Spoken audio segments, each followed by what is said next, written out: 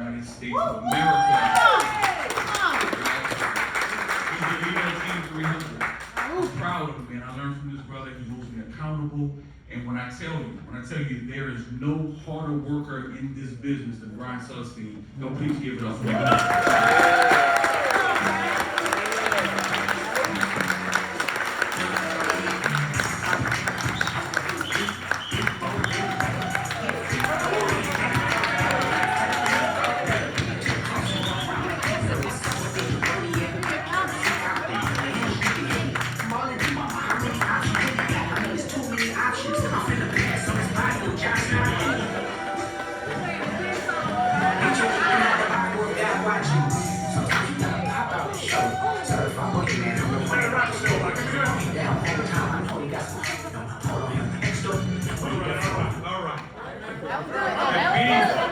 Been going on for a minute, huh? That's how we're gonna do pinstripes for these mics. So guys, I told y'all, like when y'all thought I was joking, maybe, that I told y'all I didn't sleep well last night. Like I literally didn't. All these people were essentially held up in North Carolina, right? Several of the people didn't make it. It was to a point to where I thought that nobody was going to be able to make it. And I'm like, man, I'm dreaming about nobody making it. No, I'm dreaming about nobody, and I'm waking up. It's just my wife doing that. And y'all, I was worried. But this has been just a great event. And you know, when you look, a man was saying prayers, multiple prayers. Get them here, please. You know, me and Josh talked about maybe a rap battle. Can we reenact the Kendrick and Drake beat? How would people take that? That'd be weird. Do we cancel? Who knows, right? But you know, I want to thank Yahweh for making all of this work out and this being as great as it has been. So, you know, what we're talking about now, y'all, we're talking about building, right? We're talking about agency building. And, you know, I remember when I first started building. And look, y'all, I've been here 12 years. I started building right away. I wasn't a great builder. I wasn't a great leader. Listen, I wasn't even a good leader. But over the years, I've gotten better, right? It's been a learning process. So guys, you're not the leader you are going to be in 5 years. You're going to get better. And so I want to give you guys some lessons that I've learned throughout the years, okay? And if you can embody, if you can grasp these things that I'm giving you, it will shortcut your path to success, okay? These are things that I've had to learn the hard way. You don't have to learn it like me, okay? So these are 10 things that all leaders should embrace, okay? Number 1. Servant leadership. Servant leadership. Guys, servant leadership is such an important aspect of building. You know, somebody said it earlier, but the saying goes, people don't care how much you know till they know how much you care. You know, some of us, y'all, we look at people like overrides. Y'all used to watch Looney Tunes. I know, you know, some of y'all are young. But on Looney Tunes, when they was hungry, they would look at somebody and they would look like a pork chop running. Exactly. Or a chicken leg running. Right? They wouldn't see the person, they saw a big chicken leg. Exactly. Exactly. And we look at individuals like they're a dollar sign walking. And we just licking our lips. But the reality is, y'all, you know, you don't just get the override, you get the whole person. You get the insecurities. You get the depression. You get them calling you, but you have to understand that, y'all, servitude that's part of it. You got to be a servant. This is not the way we've looked at things, the way we've came from things where it is a boss-employee kind of mindset, right? And the boss makes a demand, and you know what, the employee jumps to it. That's not our role. We're not the boss of anybody. In fact, if you can really turn that on its head, we're a servant. And until you understand that you are a servant, you have to, when you bring bring on somebody with you, their family's lives are in your hands. Right? You have to be there when they call you. You have to answer the phone. Somebody will tell you, I'll answer the phone at 10 o'clock. Y'all know. Y'all will text me at 12 a.m. And if I'm up, I'll answer the phone. If I'm not, I'll call you when I wake up. Right? Y'all know y'all call me when I'm in the shower. I'll answer the phone. I'm in the shower. Y'all gonna hear me washing my ass. That's how I go. When I'm on the toilet, guess what? I mute the phone up. Then I unmute it like that, it's good. Now, that's funny, but that's very true. Okay? And so, you have to be a servant. And look, think about the two mindsets. When you go to a restaurant, right? You have a servant and you have the person being served. Two very different mindsets, right? So the person, you are the servant. Think about who makes the most money. The servers who are happy to do their job. Can I get you some more water before the cup is half empty? Right? Can I get you some more? You need anything else? Can I get you some bread? Are you okay? All right, let me tell you about the servants are the ones who like doing their job. Those are the ones who make the most money. That's you. Have you ever had somebody, a servant, they're like, damn, like, am I bothering you, woman? Y'all know which ones I'm talking about, right? Am I bothering you? You okay? How well do you tip them? It's not the same if you tip them. Right? The second thing, all leaders should embrace personal development. This may sound cliche, but the single greatest investment is the one that you make in yourself. The great investor of all times, our lifetime is who? Warren Buffett. We can agree with that. One of them. He said that the single greatest investment is the one that you make in yourself. Y'all, I'm investing, like he said he goes to meetings. Look, I'm investing to go to meetings and doing those things. Y'all, I'll just tell y'all, Eric Thomas, I paid Eric Thomas a lot of money this year to get into his program. I don't want to be the guy 5 years from now, the same person that I am today, because to me that's a failure. You have to be able to, you remember when we was young, you would stand against the wall, right? And you would, man, you're this tall, right? And then you come back the next year, you're 6 years old now, boy, you've grown 3 inches, my goodness, you're getting tall. And then the next year, you're just growing as a kid. Well, guess what, with adults, it doesn't happen that way. If you're not careful, if you're not looking at developing yourself, what might happen, you might come back next year, and you know what, damn, you're the same height. And then 3 years later, you're the same height. You hadn't grown. So you have to be willing and just a commitment to growth, right? John Maxwell said, he said that, listen, leadership is influence. Is influence, okay? Now, let me show y'all something. So look here, this is my water bottle. Okay. Y'all see how much water is in that bottle, right? Okay. So if I pour that water out and I don't refill it, even though I make the motion of pouring, there's still nothing coming out.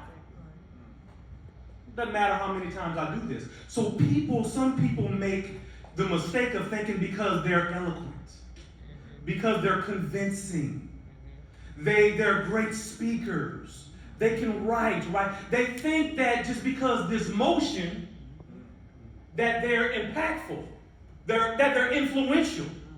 That couldn't be further from the truth. You have to pour something back in for you to be able to pour out. So what are you doing for that? You better have a mentor.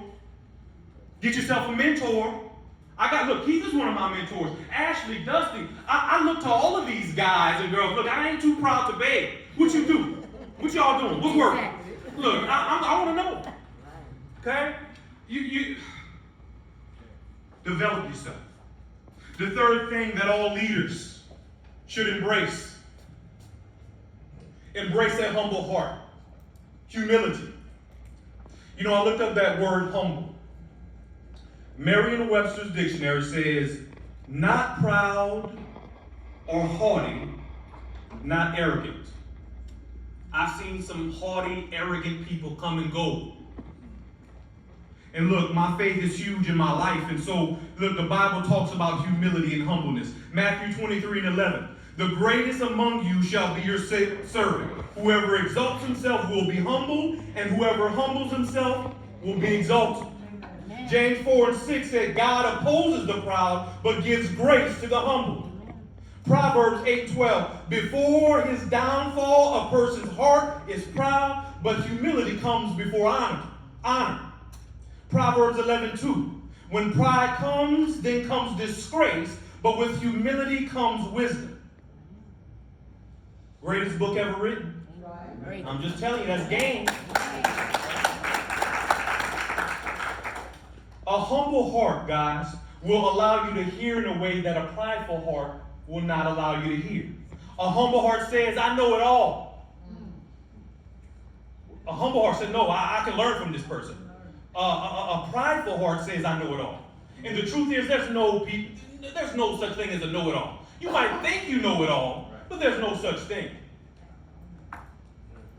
A humble heart, listen to this, will allow you to grow and hear correction, advice, ideas that won't be ruined by the filter of perceived superiority, but will allow you to internalize and reflect on what's being said, which will benefit you. Let me repeat that.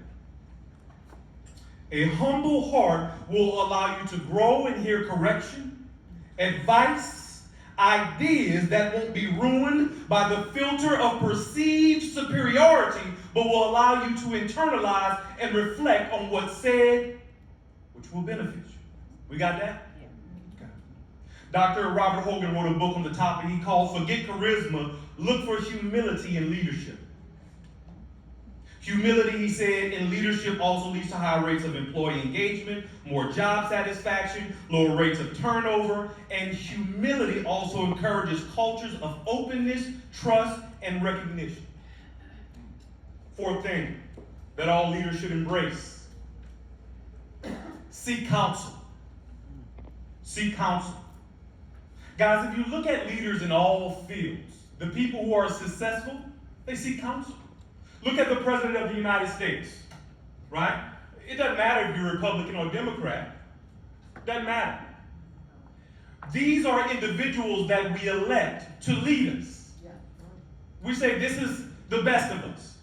Now look, I want to stay away from me. Maybe. Kinda. Not really, but hey, we got what we got. Okay, I'm just saying. All right, but anyway. Now, even these individuals have 15 people that they go to, their cabinet. And the cabinet is there to give them insight on things that, you know what, they might not be proficient in. Right? They might not be experts in. They have people that they seek counsel from. Okay? Guys, again, no one truly knows it all. The world throughout history has been built on the progress of those that come before, right? If you look at, we got rockets right now going to Mars, drop a rovers, driving on Mars, sending back, pics and videos, and then come back and sending samples. But guess what? They had to build on what the Wright brothers did in 1903. We have vehicles that can drive themselves now. But guess what? They needed the wheel that was created in 4000 BC. So seek counsel. That's wisdom. The fifth thing all leaders should embrace momentum accelerants. Y'all, momentum is a builder's best friend. It's easy to lose, but it's hard as hell to gain, man. Well, you can lose momentum quick, but it's hard to gain. So you have to embrace momentum accelerant. So let me give you guys some that I use that works, implemented, one-on-ones. Right? Y'all know I'm big on one-on-ones if you've been here for a minute. I'm gonna ask them what your why is, what's your schedule, what's your leads. Let me hear your presentation. Let's talk about communication, right? The second thing, meetings like this, right? Some of y'all are going to come away inspired from this meeting. You might have been down for the moment. You might have had some negative things transpire, but this is going to, just make you take your game to the next level. Right? Something else that I've used, ride-alongs. Get them back in the car, but they've been here a year. Their presentation, they know it. Y'all, it's not always listening to the presentation. I'm just saying, that ride-along sometimes is just them feeling the energy from you. Yeah. You being able to talk to them and really hear what the issue is. Because you know what, it might not be the presentation, it might be they're going through some marital issues. Could be they're facing some depression. And if you're next to them and you can speak with them and you can gain insight, which will help you take them to the next level and get them past that dark time.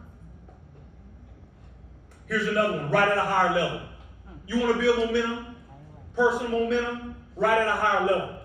It's going to be good for you, and it's going to be good for the people around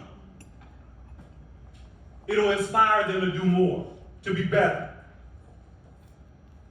The sixth thing all leaders should embrace, patience. I'm struggling. Come on. Patience. You know, the age-old saying that patience is a virtue still holds true. Y'all, building is a slow process. Sometimes, man, you got to get things in building to work in your favor, right? Look, you can't always help who you lose either. Keith, you know what he told you about, he lost some people, right? He gave you the example how it felt, right? He did the cheek. But I look at Craig. Craig started with his 4 horsemen. Guess what? There's not those same 4 horsemen right now. 2 of them left. Jordan lost people. Back in the day, y'all remember Gary, right? Van. Yeah, who? I mean, you jump from place to place now, but look, I've lost people. Ashley, have you lost anybody? Yes, sir. Look, I've lost people, y'all, that I invested money, time. Look, I'm a loyal person, and I'm a super loyal individual, and I'm loyal to this person, but you know what I found out? I said this, everybody ain't loyal. Chris Brown made a song about it. These insurance pros ain't loyal. It don't matter what you do for them. They will kick you in the ass, boom, and not think twice about it. You can't do nothing about it. There are going to be stressful times. You're going to get debt rolled up. But you know what? You persevere. You continue. Be patient. If you continue to do the right things. Now look, I'm not talking about just being patient and waiting on the bed like, oh man, I'm gonna wake up a year later and then, no. I'm talking about if you put in work and you're doing the right things, you can't continue to do the right things and the wrong things keep happening. Now if you're sleeping, then you're gonna wake up a year later and you've fallen behind. The 7th thing, all leaders should embrace.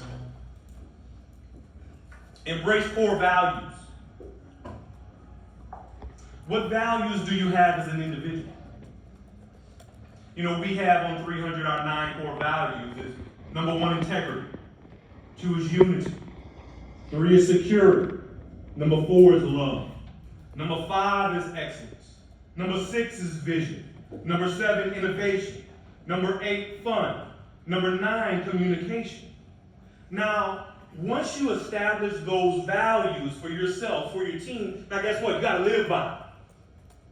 All your judgments, all your decisions should be based around those core values. Listen, we've had some people who can write some crazy business, but you know what? They were unethical. So we had to fire them. Didn't want to. Actually liked them. Considered them a friend. This happened on more than one occasion. But they weren't ethical. Okay? We've had people that can write business, and Josh can tell you a couple of them, but you know what? They were cancers. It was always drama. Write some business though, but you know what? It's a cancer. You gotta cut that out. So that's not always an easy thing. I tell you, but when you got somebody writing business and you get override, I gotta cut him. Hey, Father, bring them to my church and get them baptized. Duncan. I know that will change you. But embrace your core values. Number 8. 8th thing all leaders should embrace: accountability. Accountability. Y'all, there was a study by the American Society of Training and Development. And what they did was, people have these probabilities of completing a goal by taking these actions. Y'all write this down if you ain't writing nothing down.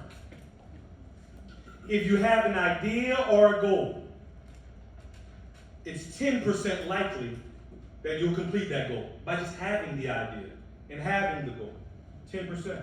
Now, if you have the goal, you have the idea, and then you consciously decide that you will do it, that goes up to 25%. If you have an idea, you have a goal, you decide that you will do it, and you decide when you will do it, it goes up to 40%. If you have the goal, you decide to do it, you decide when you will do it, and then you make a plan on how to do it, it goes up to 50%. If you have an idea, you decide that you will, you decide when, you make the plan, and then you commit to someone that you will do it, it goes up to 65%. If you have the idea, you decide you will, you decide when, you make the plan, you commit to someone else, and then you have a specific accountability appointment with someone you've committed to, your success rate goes to 95%. So, y'all, there's a I just gave you a 95% way to achieve the goals that you set for yourself. But guess what? You got to go back up. In order to really be accountable, you got to have a humble heart. Or you got to have some humility. Because I'm talking about when there's real accountability, there got to be some truth being told. Somebody got to be able to tell you, man, you're lazy. Man, listen, all you young lady, look, you're good, but you're selfish. You don't have no discipline. You're not consistent. And look, y'all, the guys know, I'm an honest person. Josh, look, I've been dealing with it. I will say what it is, and you know what they know? I'm saying it from love. Because I want to see you win. I want to see you win. But you know what? There's some people that I love, and I say that because I want to see them win, and you know that they mad at me. Nah, they ain't answering the phone no more. I'm the accountability party, and we established the time, and they ain't answering the phone no more. That's not how accountability works. You got to show up.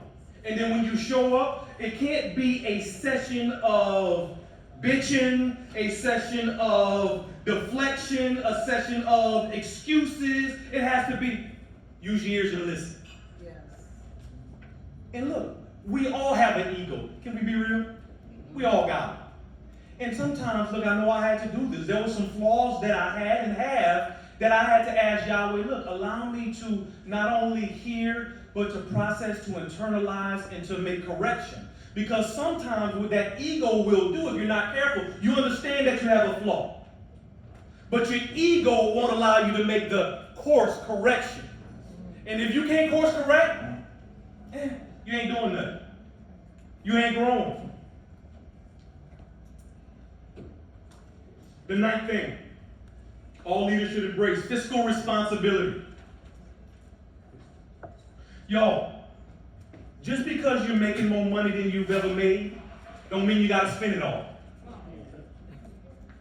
Listen to me. I know some people that come from a job making $40,000. Then they come make $140,000 here and they broke. You know why? Because they make bills to fit their income. You ain't got to do that. Y'all, it's a sales gimmick. Managers will tell them, go buy your new car. Go buy it because they want your bills high, so that way you can work harder. I don't agree with that. Man, look, keep your bills low. For 4 years, y'all, I was making over $250,000, and for 4 years, my apartment was $850, my rent, 1 bedroom. I ain't bought no car. I ain't bought nothing. For 4 years, I ain't bought nothing.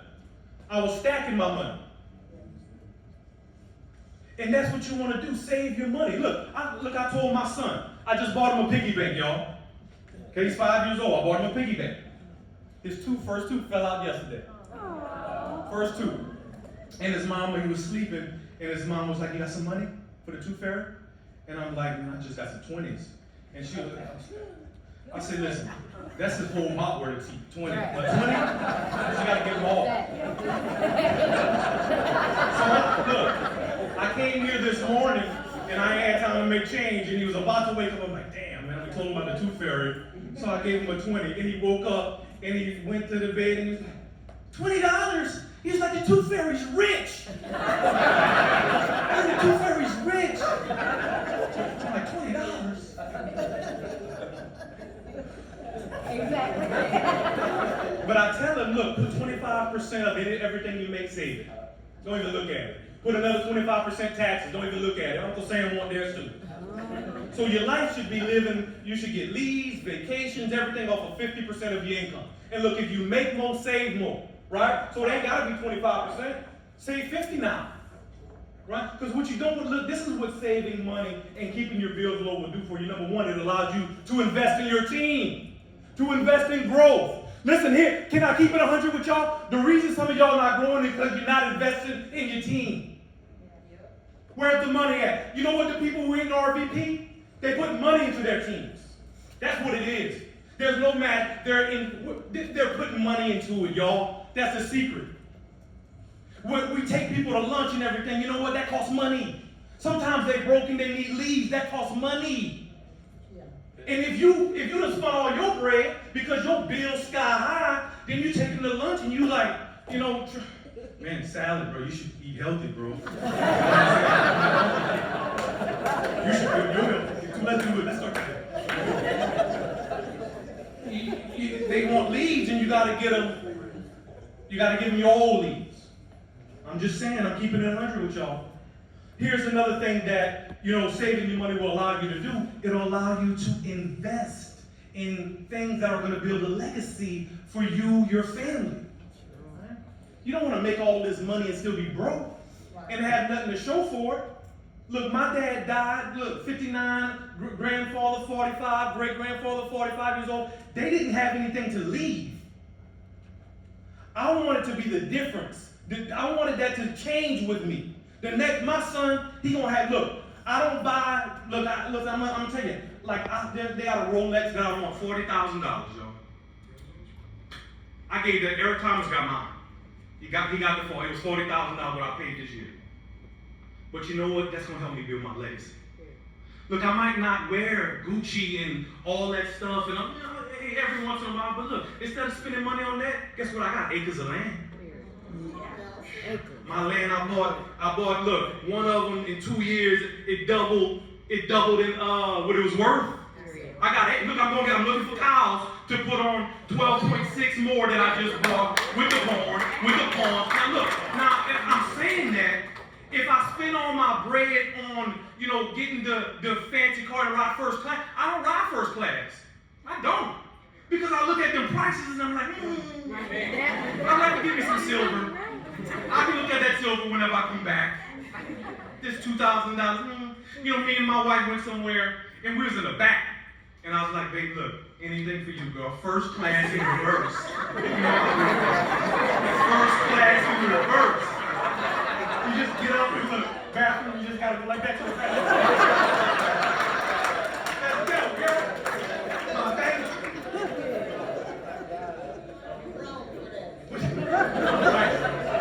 Right.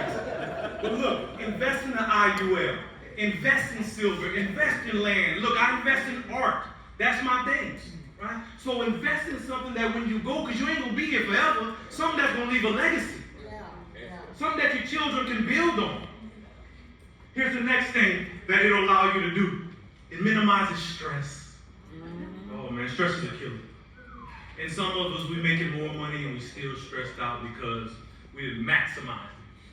You're making $250,000 now and your bills is $250,001. And you're like, damn. Oh, Lord have mercy. Oh, stress. You don't want to be stressed out over it. 10th thing, all leaders should embrace is be duplicatable. I use the phrase often, that, the person who is most consistent will consistently sell more, right? I tell that to people when it comes to their presentation. But it also works and applies to if you're building. The person who is most consistent will consistently build more. You gotta consistently build, right? And then when you are building, you take somebody in the field, they gotta see a presentation that it's apparent that you did the exact same thing in this household. Same thing. If I leave, who's written with me in here? Anybody? When we leave those houses and I get to the next one, what am I doing? The exact same thing. You gonna be like, that boy said the same words, he did the same hand gestures, he dropped his tone at the same spot, my head went down at the same time. Everything is the same. But that's duplicatability. You gotta be duplicatable. Not only that, you have to embody the 4 C's. Not just presentation. You can't preach lead flow, get a lead flow, and you ain't even understand the lead order. Get some leads. You got 10 coming in a week. I'm just saying. You can't preach it if you ain't living it. You can't talk about communication and you on the call every chance you get late. You sleeping. Can't even count on you to be on the call. I'm just keeping it 100 with you.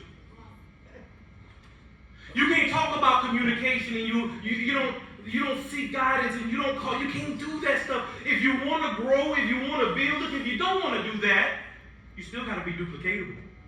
Because you got to duplicate as an agent the same thing over and over and over. That's how you win at this. Listen, I've never had a sales story. I just haven't. Now, you make sales every day, Brian? No. Have you gone a couple of days without making sales? Yes. Have you gone 0 for 7 before? Absolutely. But that's not a sales slump to me. Guess what I'm going to do in the next house after I'm 0 for 7? The exact same thing I did in the ones I didn't sell them. That ain't no slump to me. It's just 7 people who was broke, dumb, or sick. And I'm on to the next one. So, recap really briefly. 10 things, if you didn't take these down, that all leaders should embrace. Number 1, servant leadership. Number 2, embrace personal development. Number 3, be humble, have a humble heart. Number 4, seek counsel. Number 5, embrace momentum accelerants. Number 6, patience. Number 7, embrace core values. Number 8, accountability, embrace it. Number 9, fiscal responsibility, embrace it. And number 10, be duplicatable. Guys, if y'all can, these are lessons I had to learn them today. It'll save you time and you'll get rich in this business. But look, I'll say this is not a get rich quick. So get rich slowly. We ain't no multi-level marketing. We not Prime America. I ain't knocking them, but we ain't Prime America. Okay? We ain't, Amway. We not, what was the other, Mary Kay? That's not us. The things that, I talked to a competing company, and he was like, his team hires 1,000 people a week. I'm like, what? NASB doesn't do that. What does it take us 4 months? 5, 6, 7, 8? How long does it take? Because 50 a week is something that we do? I'm talking about the entire company. Because we're not just trying to get a bunch of bodies. And when you come and work with us, we're going to train you. We're going to get the best training in the industry. We're going to support you. We're going to answer our phone at 10 o'clock. We're going to give you what you need in order to make the money. This is the best opportunity in insurance. They got those MLMs if you want that out there. But if you're looking to succeed, if you're looking to get rich, if you're looking to do it right, build a solid foundation, and leave a legacy, there is no better opportunity in NASB. Just not. I appreciate y'all. Thank you for your time.